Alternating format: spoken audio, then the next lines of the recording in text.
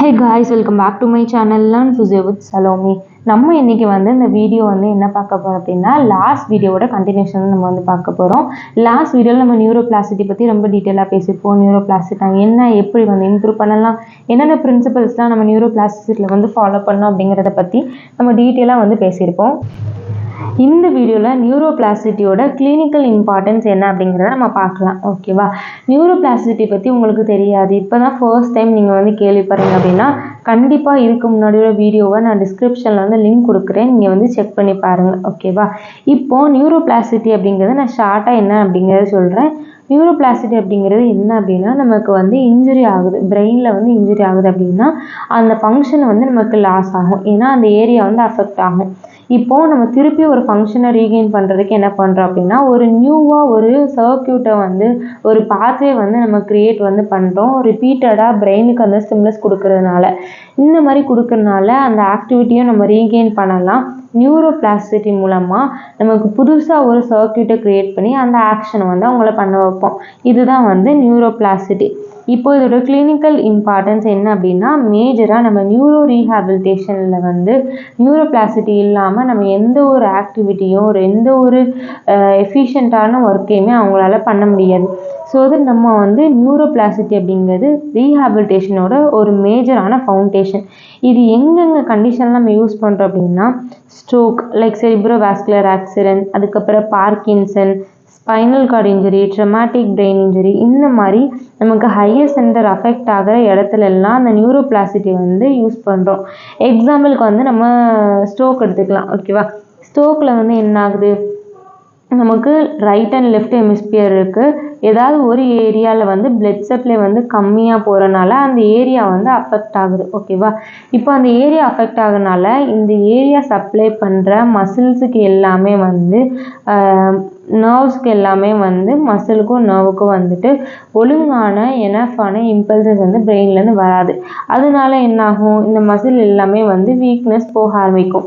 இப்போ நம்ம ஏர்லியராக ஐடென்டிஃபை பண்ணி அந்த மசிலுக்கு ஒரு நல்ல ஸ்டிமுலஸ் கொடுத்து நம்ம ஒரு ஆக்டிவிட்டி ரீகெயின் பண்ணோம் அப்படின்னா அப்போது அந்த நியூரோபிளாஸ்டிசிட்டி யூஸ் ஆகும். நம்ம இப்படி இருக்கிற மசிலை ரீகெயின் பண்ணுறதுக்கு நம்ம ரிப்பீட்டடாக அந்த ஆக்டிவிட்டியை பண்ண வைக்கிறது மூலமாகவும் ஒரு ஃபங்க்ஷனலாக அவங்களுக்கு என்ன ஆக்டிவிட்டி தேவையோ, வாக்கிங்கோ இல்லைனா ஈட்டிங்கோ இல்லைனா கிராஸ்பிங்கோ, இந்த மாதிரி ஃபங்க்ஷனலாக அவங்களுக்கு என்ன ஆக்டிவிட்டி தேவையோ அதை பண்ண வைக்கிறது மூலமாகவும் ஒரு நியூரல் பாத்வே நம்ம க்ரியேட் பண்ண முடியும். அதனால நமக்கு நியூரோபிளாஸ்டிசிட்டி க்ரியேட் ஆகும். நியூரோபிளாஸ்டிசிட்டினால நமக்கு அந்த ஃபங்க்ஷனை ரீகெயின் பண்ணுறதுக்கு ஹெல்ப் பண்ணும். ஓகேவா?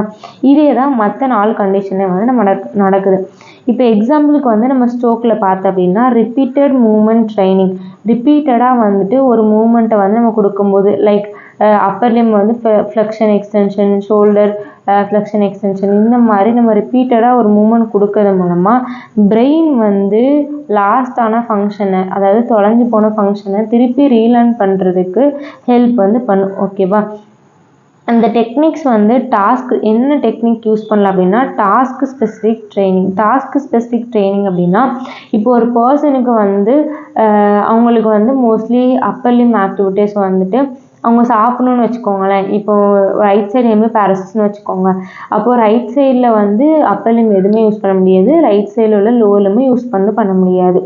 இப்போ ரைட் சைடு அப்பர் லிம்மில் நம்ம பார்த்தோம் அப்படின்னா அவங்களுக்கு கை பிடிச்சி சாப்பிட்றது, தண்ணி குடிக்கிறது, இந்த மாதிரி ஆக்டிவிட்டி அவங்க பண்ணணும். இதுதான் அவங்களோட மேஜர் கோலாக இருக்குது அப்படின்னா அப்போது இவங்க கை பிடிச்சி தண்ணி எடுக்கிறதுக்கும், டம்ளர் எடுக்கிறதுக்கும், அதுக்கப்புறம் டம்ளர் வாயில் போய் வச்சு குடிக்கிறதுக்கும் அப்பர் லிம்மோட மசிலை நம்ம ட்ரெயின் பண்ணுறதுக்கு ஒரு ஸ்பெசிஃபிக்கான டாஸ்க்கை நம்ம இது பண்ணுவோம். ஸோ அந்த டாஸ்க்கை நம்ம ட்ரெயின் பண்ணுறது மூலமாக அவங்களுக்கு இந்த நியூரோபிளாஸ்டிசிட்டி மூலமாக என்ன ஆகுது, அந்த டாஸ்க்கை அவங்களால பண்ண முடியும்.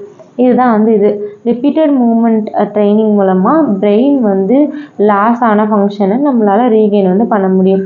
அடுத்து constraint induced therapy, constant induced movement therapy இருக்கு, CIMT.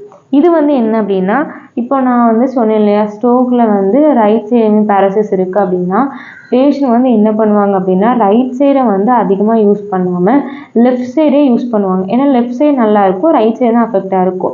அப்போ லெஃப்ட் சைடில் நல்லா இருக்கிற இதையே யூஸ் பண்ணி என்ன பண்ணுவாங்க, ரைட் சைடை யூஸே பண்ண மாட்டாங்க. அப்போது ரைட் சைடு யூஸே பண்ண முடியாமல் போயிடும். அப்போ நம்ம என்ன பண்ணணும், லெஃப்ட் சைடை வந்து மாஸ்க் பண்ணி, லெஃப்ட் சைடு யூஸே பண்ணக்கூடாது, லெஃப்ட் சைடை மாஸ்க் பண்ணிட்டு ரைட் சைடை வந்து பேஷண்ட்டுக்கு வந்து ட்ரெயின் பண்ண சொல்லணும். இதுதான் வந்து கன்ஸ்ட்ரைன் இன்டியூஸ்ட் மூவ்மெண்ட் தெரப்பின்னு சொல்லுவோம். இதுவுமே ரெக்கவரியை வந்து ப்ரமோட் வந்து பண்ணும். ஓகேவா?